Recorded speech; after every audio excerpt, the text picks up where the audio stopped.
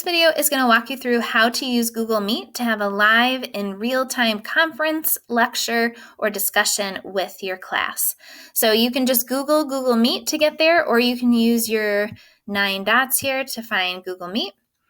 And this is where you're going to set up your meeting. So it's a good idea to give students a heads up, maybe at that 9 o'clock check-in time every day. Hey, I'm going to offer a live conference time at noon today. Be on the lookout for a link at that time if you want to join. So let's say it's noon and I'm ready to start the conference. I'm going to give it a title. And then it'll start my prep work here. So this is going to show me here. Here I am. This is what students will see when they log in. And once I'm ready, I can go ahead and hit join.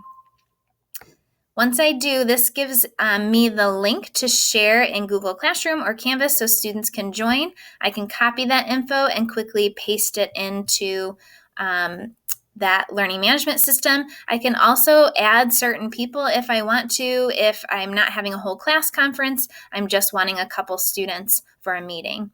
So once I share that with students, I'm just waiting here for people to join. So you can turn off the audio and turn off the video if I don't want people to hear my kids in the background or see me while I'm just waiting for students to join. So you can prep students to do this as well. The muting is really important. You're going to have to train students to turn that off as they log in.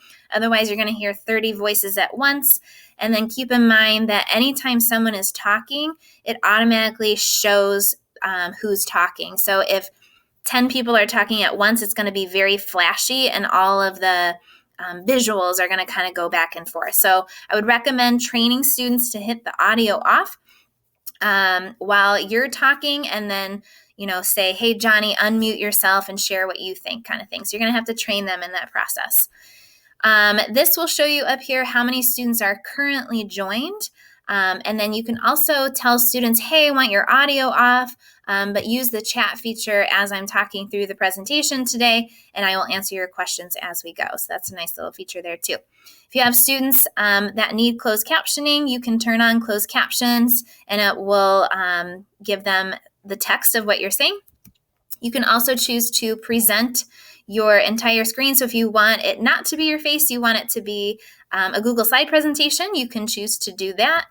And then what's really nice is you can choose to record the meeting. So if there's students that couldn't join the live session, you can still record it and share that live link to students in your learning management system. It takes a little bit, especially if it's a longer conference.